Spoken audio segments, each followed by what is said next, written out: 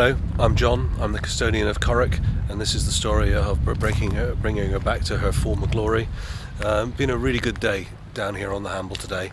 We've been in the shed, and there's been a couple of noticeable successes. Following on from the last episode, the engine is now sitting on its bearers inside the boat, which is really terrific news. The work on the cabin sole is largely complete and now covered up for protection, which is great. And we've started to work on the chart table in terms of laying it out and making it exactly how we want it to be for the way we're going to sail the boat. And of course there's been a bit of sanding. Why wouldn't there be? I hope you enjoy the video. So this is where we left things last week. The engine bay is largely prepared. Key thing about getting the engine is getting the bearers right and the engine lined up. Obviously, the better the alignment between the engine and the propeller shaft, the better things will be all round. So the bearers needed to be ground down a little bit. We put some steel plate on top, and we've got to the point where we're completely convinced that we're not going to need to get back in there once the engine is in. So Corrick isn't the biggest boat that's ever been in this shed, nor is it the biggest engine. But the engine was hoisted up to a point where it was level and then rolled forward such that it could then be lowered. So obviously this is a big heavy lump of engine and it's a really tight gap. So there were many hands there to just make sure things didn't swing unnecessarily, chip the gel coat. And indeed, we needed to swing the engine round once it had gone in. So it went in gearbox first, swung round, and then the gearbox went right back to the back of the engine bay. Once it was down, just a little bit of alignment. Now that the engine's in, we need to start thinking about the connections, and the engineer will turn up shortly to do that. One of the connections is obviously going to be the fuel, and this is the port locker where the fuel tank is going to be, and we've built a shelf for it to sit on. At the end of last week's episode, the ply had gone down either side of the main cabin sole, and I received a few questions about this. The main sole board needs to be really strong, and that's a good thickness.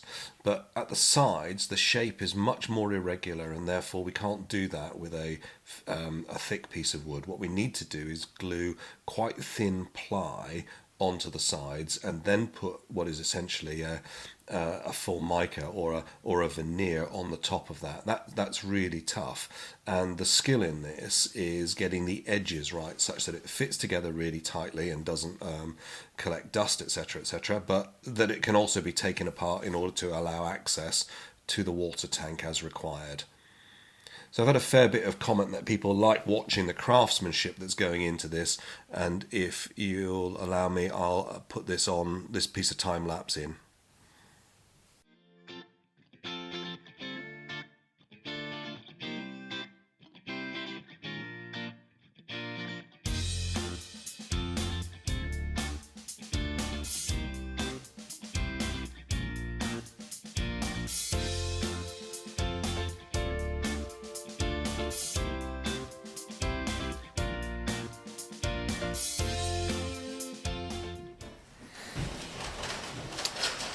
So it's really lovely to see the engine in, but in other news, the other thing that's been going on this week is we've been working on the chart table design. So obviously the chart table was there, as you saw earlier, but what we're doing is we're putting a couple of drawers in the front here. So there'll be a little shallow drawer here, a much deeper drawer here, and then what we're going to do around the back is we're going to build, just where that screw sticks out, a little cave inside there, and then another little cave inside here, just to be able to drop things in that don't get used very often.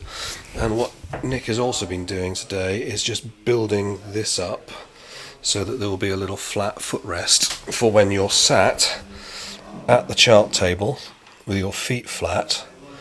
That should work really quite nicely. So no week would be complete without a bit of sanding and varnishing, and I've moved the tiller home, and so I'm putting varnish on that every couple of days, and I've got a new flagpole which I've started to work on. But the cockpit grating which we found, and I've actually had a bit of a clean up of this and remove some old varnish. And as I was removing it, what we can see is it's actually been subject to quite a lot of repair in its 50-year life. Some of it done well, but there's some holes that we will fill with teak, and there are some other areas, just a bit of wear and tear means that they are in need of replacement, so, well, or repair. So I'm going to clean some of these spots up and re-glue them, and ideally get it back into the boat. And it'll be very lovely to have this back in the boat. Whilst everybody else is busy working on really important jobs, it gives me something to do on my Fridays when I'm down on the Hamble, and I find it very enjoyable.